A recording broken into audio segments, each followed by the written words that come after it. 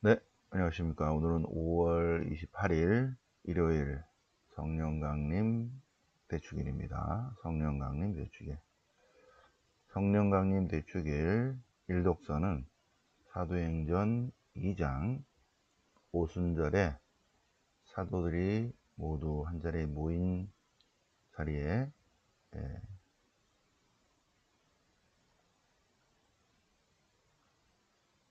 그때 하늘에서 성령이 내렸다. 그래서 온 집안을 가득 채웠는데 오순절 성령강림날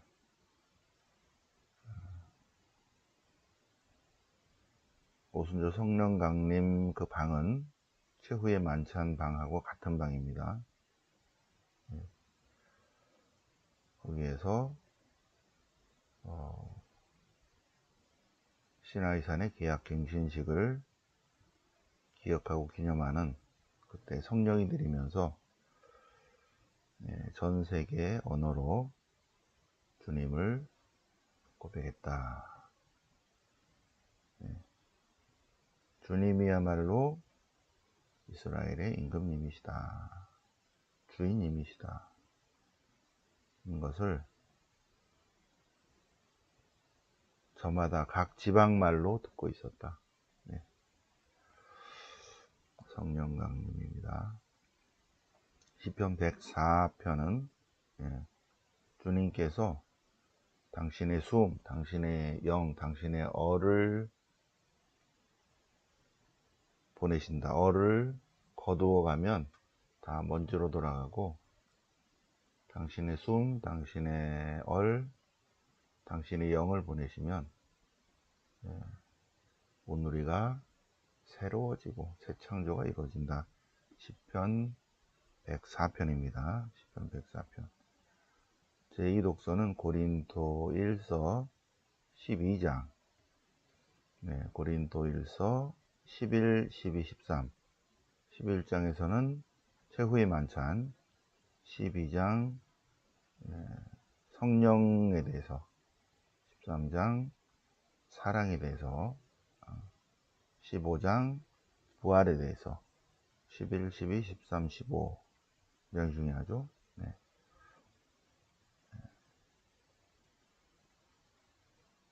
성령의 힘입지 않고서는 아무도 예수님은 주님이시다 말할 수 없고, 은사는 여러 가지지만 그것을 주시는 분은 성령이시다.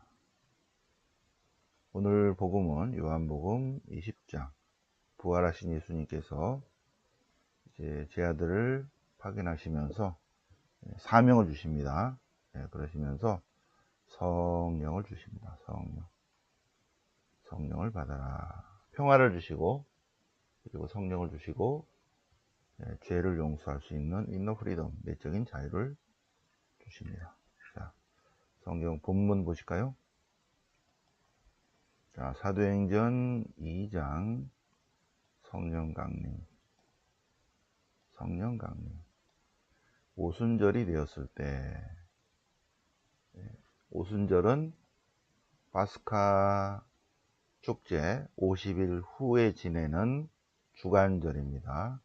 파스카 축제 50일 후에 지내는 주간절, 77절 또는 오순절. 파스카 축제 때는 출애굽을 기억하고 기념하고, 오순절은 시나이산의 계약 갱신하는 날입니다.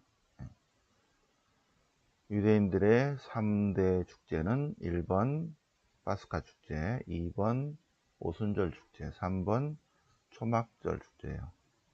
1번 파스카 축제 때는 출애굽을 기억하고, 2번 오순절 축제 때는 시나이산의 계약을 기억하고, 3번 초막절에서는 40년 광야 생활을 기억합니다. 자, 오순절에 모두 한자리에 모였습니다. 사도들이 한자리에 모였어요. 자, 사도들과 주변에 있는 사람들이 오순절 다락방에 다 모여서 이제 뭘 얘기하냐면, 오순절, 시나이산의 계약 갱신입니다.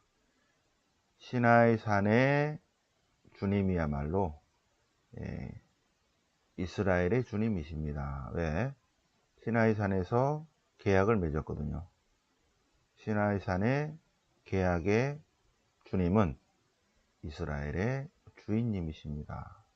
하고 1년에 한 번씩 기억하고 다 신앙 고백을 하는 거예요.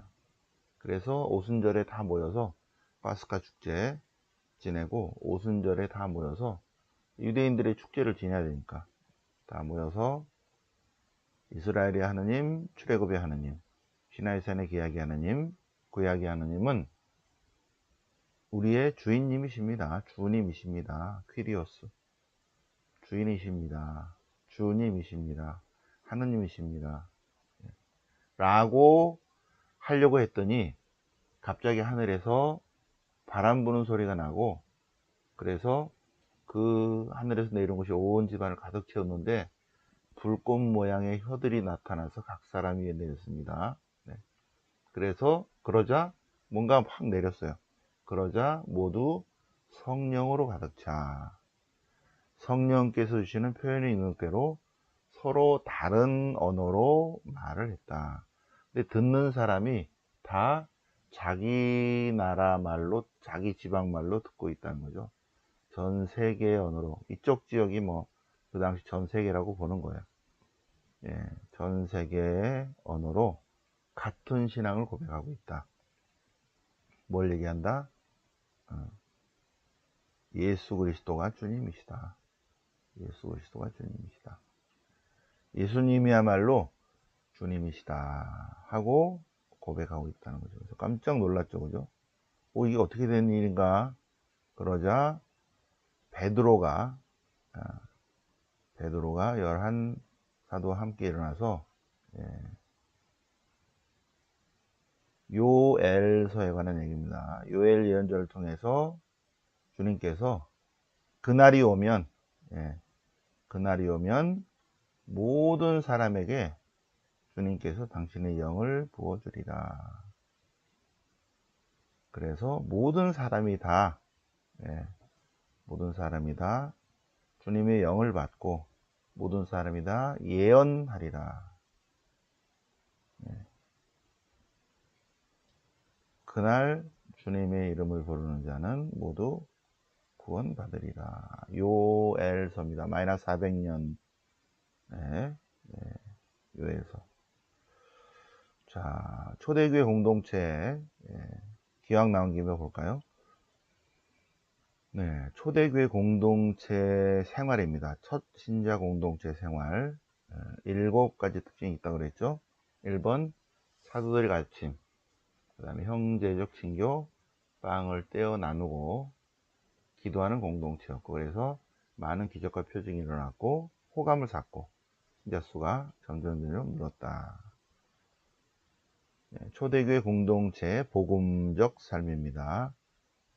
초대교회 공동체 사람들은 사도들의 직접적인 가르침을 듣고 2번 형제적 친교의 코이노니아 삶을 살고 3번 빵을 떼어 나누는 성체성사적 식사를 했고 4번째 초대교회 공동체는 기도하는 공동체였다. 기도하는 공동체입니다. 그러니까 그 공동체 안에서 많은 기적과 표징이 일어났고 많은 사람들이 그리스도 공동체에 호감을 가졌습니다. 호감을 가졌고 그래서 신자 수가 점점 늘었다. 이게 7가지 특징입니다. 시편 104편 주님의 영에 대한 이야기합니다. 주님의 영. 당신께서 숨을 거두시면 당신께서 당신의 당신의 숨, 당신의 영을 거두어 가시면 살아 숨쉬는 모든 것들은 죽어서 먼지로 돌아가고 당신의 숨을 보내시면 그들은 새 창조가 되고 온누리의 얼굴이 새롭게 되리이다. 주님의 영에 대해서 당신의 숨을 거두시면, 당신의 숨을 보내시면 된다. 시편 104편입니다. 시편 104편. 여기는 당신의 그랬어요.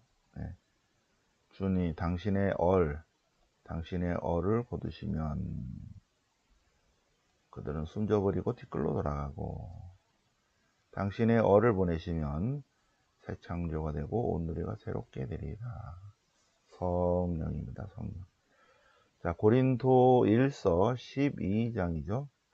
고린도일서 11장은 최후의 만찬, 12장 성령과 은사, 12장 성령과 은사. 고린도일서를 볼까요? 고린도일서.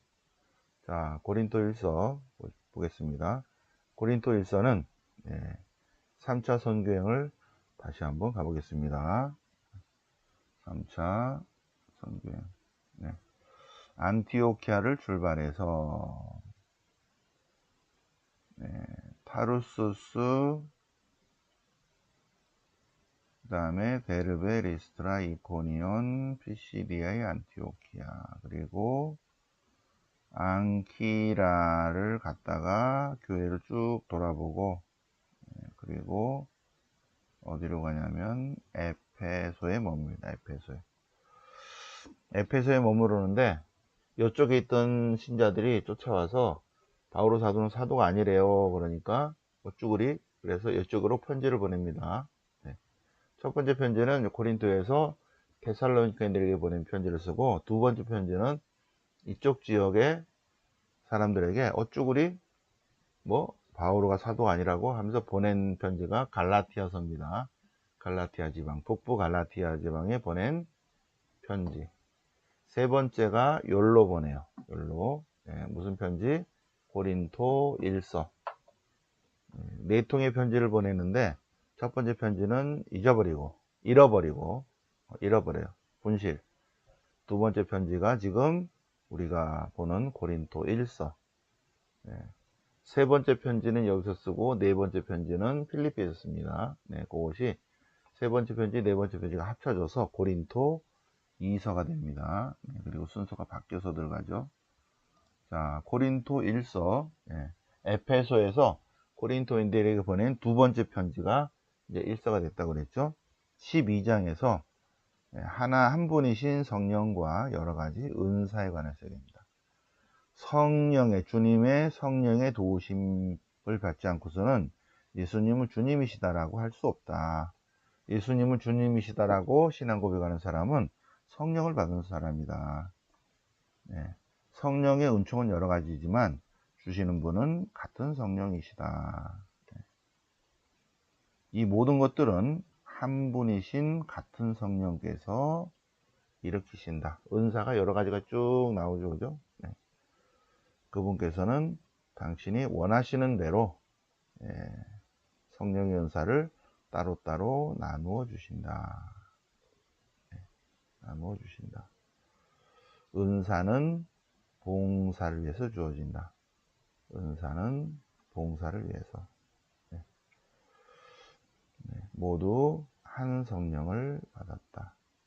모두 같은 성령을 받았다. 자, 복음 볼까요? 복음 요한복음 20장.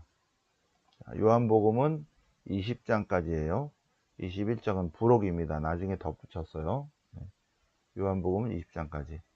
그래서 12장에서 반으로 나뉘는데 1장부터 12장까지가 표징의 책, 13장부터 여기까지가 때의 책.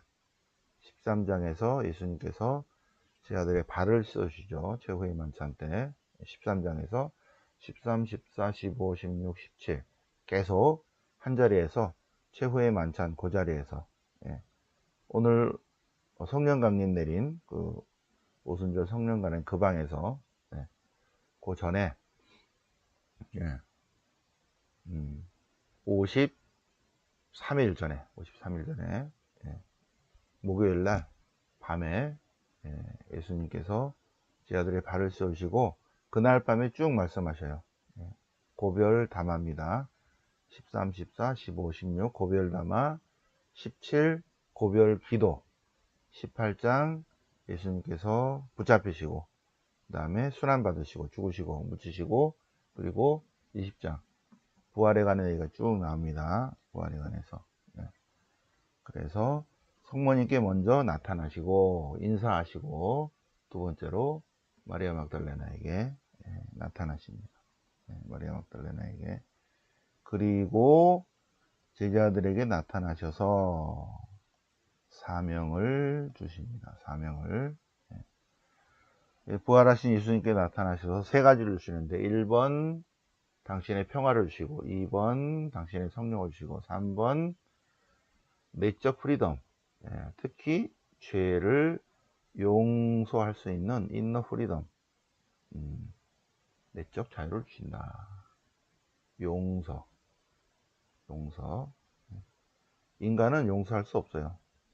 하나님은 용서하십니다. 그래서 성령을 받고 용서할 수 있는 수용력, 능력이 생기는 거죠. 주간 첫날 저녁이 되자, 그날 저녁입니다. 그날 저녁, 예수님께서 부활하신 날, 그날 저녁, 주간 첫날 저녁이 되자 제자들이 모두 모여있는데 예수님께서 평화가 너희와 함께, 그러면서 평화를 주십니다. 두 번째, 파견하시면서 숨을 불어넣으십니다. 숨을. 다시 지우개. 숨을 불어넣으시며, 숨을 불어넣으시며 당신의 당신의 영을 주십니다. 성령을 받아라. 성령을. 그러면서 성령의 또 다른 선물, 용서할 수 있는 거예요. 용서는 하나님의 권한이죠. 우리 인간은 용서 안 하는 특징이 있죠. 용서는 예수님 전공입니다. 근데 주님께서 성령을 주시면서 용서받고 용서할 수 있는 수용력, 능력, 내적 자유를 주신다. 그래서 이제 그럴 수 있는 능력을 받아서 조그마한 씨앗은 있지만 잘 안 되는 거죠. 근데 성령을 받으면 그래서 용서하고, 그래서 서로 용서할 수 있다. 자, 그리고 마지막으로 20장의 맨 끝이라고 그랬죠. 요한복음서를 쓴 목적. 예수님께서는 이 책에 기록되지 않는 수많은 표징을 제자들에게 보이셨다. 그래서 그 중에 몇 개만 지금 써놨다는 것입니다. 이 책을 기록한 목적은 예수님이야말로 오시기로 된 그분이시다. 하느님으로부터 오신 분이시다. 하느님의 아들이라는 것은 하느님으로부터 이 세상에 오신 분이시다. 시간과 공간의 제약을 받으신 분이시다. 아들이라는 것은 이렇게 우리의 세계로 이렇게 오셨다는 그런 의미가 있는 것이지, 아버지와 아들이라는 의미가 아닙니다. 성자입니다. 성자. 인간이 되신 하느님이라는 거예요. 같은 하느님이신데 존재 자체이시고 영원한 자체이신 하느님, 창조주 하느님이 계시고, 거기서부터 시간과 공간의 제약을 받고 우리 세계로 오신, 인간의 세상으로 오신 하느님, 그분을 성자라고 표현한다. 그리고 쭉 예언된 분입니다. 메시아이시다. 구원자이시다. 근데 예수님이야말로 메시아이시고 인간에 계신 하느님이시고, 그분을 믿어서 그분의 이름으로, 그분의 능력으로 영생을 얻게 하려고 네, 영원한 생명의 씨앗도 우리 안에 있는데 그 씨앗이 이렇게 열매를 맺도록 꽃피도록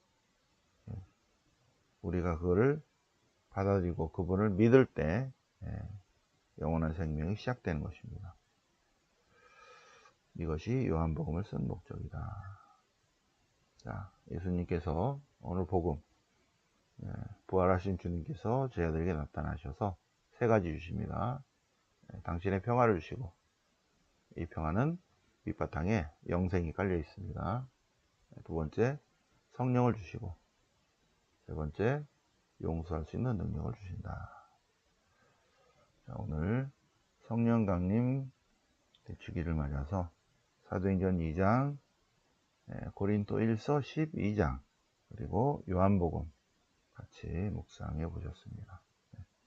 영광이 성부와 성자와 성령께 처음과 같이 영상 영원히 아멘. 성부와 성자와 성령